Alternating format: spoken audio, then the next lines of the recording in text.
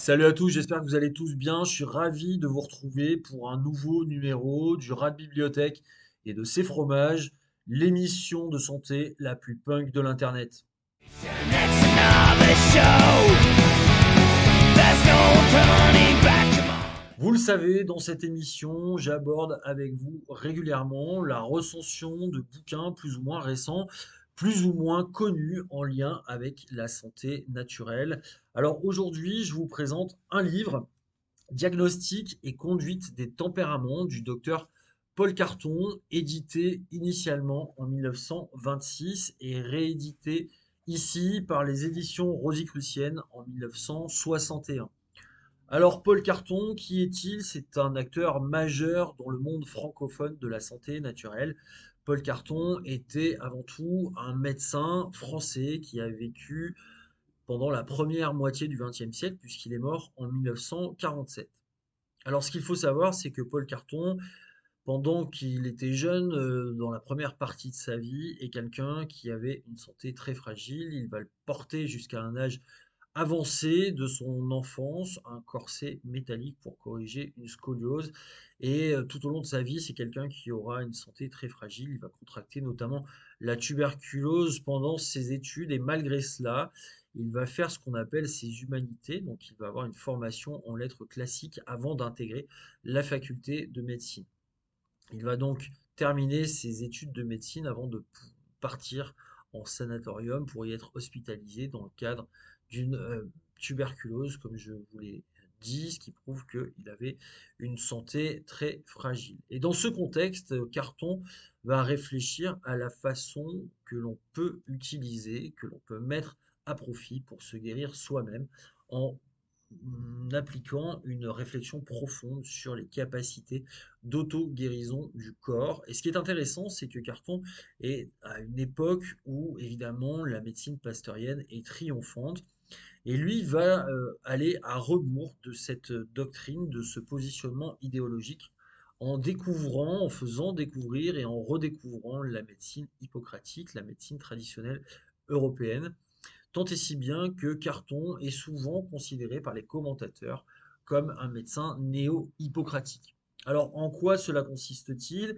Eh bien, le positionnement de Paul Carton des néo-hippocratiques et dans le même temps, au-delà de l'Atlantique, aux États-Unis, le positionnement des médecins hygiénistes va être de renouer avec des éléments de bon sens qui sont en lien avec l'hygiène de vie globale.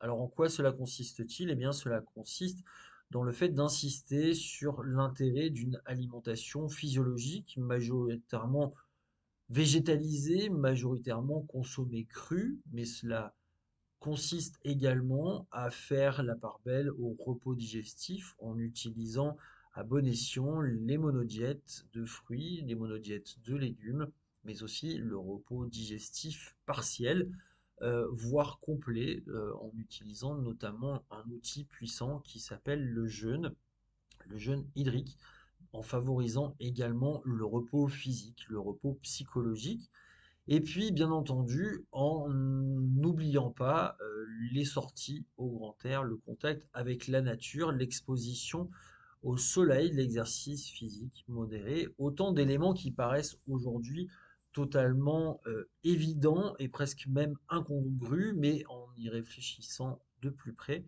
on se dit qu'en cette première moitié de 21e siècle, l'homme moderne est souvent dénué face à la capacité à être au grand air de façon régulière, à s'exposer au soleil ou à manger de façon équilibrée afin de respecter un certain biorhythme. Alors finalement, ce qui apparaît d'emblée comme étant des conseils de bon sens et finalement des recettes de grand-mère, voire de bonnes femmes, sont peut-être pas si dénués de sens que cela, puisque si l'on part du principe que nous avons tous une capacité d'auto-guérison et que c'est cette capacité d'auto-guérison qui fait la spécificité de la vie et des individus, eh bien cette capacité d'auto-guérison, pour la solliciter et pour faire en sorte qu'elle se déploie de façon pleine et entière, encore faut-il favoriser notre repos.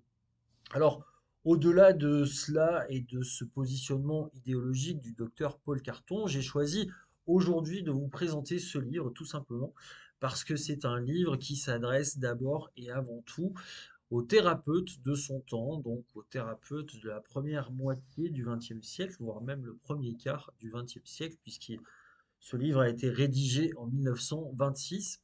Et aujourd'hui, ce livre serait sans doute un livre qui ferait bondir pas mal de lecteurs, pas mal de spectateurs, tout simplement parce que on y aborde sur des pages entières des notions de morphopsychologie qui aujourd'hui sont parfois vues d'un mauvais œil, tout simplement parce qu'elles sont soumises aujourd'hui à la vindicte populaire via le prisme du politiquement correct qui nous impose de ne pas porter de jugement de valeur, quel qu'il soit, sous peine de discrimination ou d'être supposé être à l'origine de discrimination. Donc, afin de ne pas tomber sous cet anathème, bon nombre de thérapeutes se réfugient derrière une certaine forme de politiquement correct. Pourtant, Carton, à l'époque, ne s'est pas embarrassé d'autant de précautions, puisque on va retrouver dans ce livre un certain nombre de schémas, voire de photographies en lien avec le morphotype des individus, la façon dont le bassin est constitué, la façon dont les articulations osseuses et cartilagineuses sont insérées pour créer tel ou tel type de silhouette. On a également des schématypes avec des grands morphotypes de visage qui sont en lien avec tel ou tel type de caractère, ce que Hippocrate appelle le tempérament lymphatique, le tempérament nerveux, le tempérament bilieux ou le tempérament sanguin, renvoyant chacun à de grandes caractéristiques, de grands traits de caractère, mais aussi à une capacité ou non à développer tel ou tel type d'affection pathologique. Alors, bien évidemment, aujourd'hui, en cette première moitié du XXIe siècle, nous avons tendance à juger de façon un peu hâtive et de façon un peu rapide et un petit peu jugeante les propos et les écrits d'un médecin tel que Paul Carton, donc considéré comme néo-hippocratique. Bien évidemment, ce ne sont que des outils, ce ne sont que des grilles de lecture et d'interprétation, et comme n'importe quel outil, bien entendu, il faut en faire un bon usage, c'est-à-dire déterminer à l'avance ce que vous voulez faire pour déterminer ensuite quel est le meilleur outil que vous pourrez prendre afin d'accomplir votre tâche. Ce qui veut dire que, évidemment, ce ne sont que des outils, rien n'est écrit dans le marbre. À vous ensuite de voir ce que vous en ferez, à vous de voir dans quelle mesure certaines de ces considérations s'appliquent ou non aux patients que vous croiserez, et à vous d'en faire ensuite ou non des outils plus ou moins efficaces pour récolter un ensemble d'informations qu'il faudra ensuite ordonner et qui vous permettront de poser un ensemble d'hypothèses qui elles-mêmes seront à même de déterminer une stratégie thérapeutique d'ensemble au sein de laquelle vous serez à même d'accompagner au mieux votre patient vers un chemin de guérison. Alors évidemment, ce livre, qui fait pas loin de 200 pages, est un ensemble d'éléments de réflexion, de diagnostic et d'analyse pour les patients. On a également des chapitres entiers sur les mains, la topologie des empreintes digitales, la forme de la paume de la main, qui est censé renvoyer là aussi à un ensemble de caractéristiques physiques, de caractéristiques émotionnelles. Et puis, nous avons aussi un chapitre dévolu à la graphologie, l'étude de la façon dont la personne écrit, là aussi qui est censé traduire un ensemble de caractéristiques de la personne. Alors évidemment, la graphologie, on en pense ce qu'on en veut, mais là encore, c'est une grille d'interprétation. À vous d'en voir ce que vous en ferez, et j'ai envie de vous dire que c'est un peu en fonction de de ce qui vous parle le plus, de votre zone de compétence.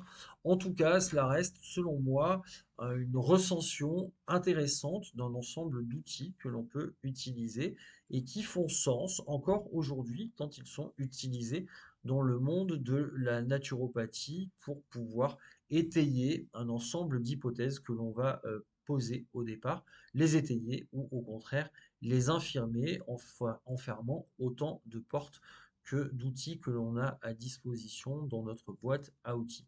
Voilà pour ce petit livre que j'ai eu la chance de trouver il y a peu de temps en brocante auprès d'un particulier qui avait vidé une bibliothèque d'une personne qui visiblement s'intéressait elle aussi à la santé naturelle. Je ne sais pas dans quelle mesure vous pouvez encore facilement ou non trouver cet ouvrage sur des sites d'occasion ou peut-être dans des sites de vente de particulier à particulier, mais c'est un livre que je vous recommande au moins à titre informatif pour votre culture personnelle et pour éventuellement votre culture thérapeutique si vous êtes un thérapeute en exercice. Je vous rappelle son titre, Diagnostic et conduite des tempéraments du docteur Paul Carton dans cette édition qui est la quatrième, rééditée aux éditions Rosicrucienne en 1961. Voilà pour cette nouvelle vidéo, ce nouveau chapitre. J'espère qu'il vous aura intéressé. Je vous dis à très vite pour un nouveau numéro du Rat de Bibliothèque et de ses fromages. D'ici là, restez rock'n'roll et prenez soin de vous. À très bientôt. Bye bye.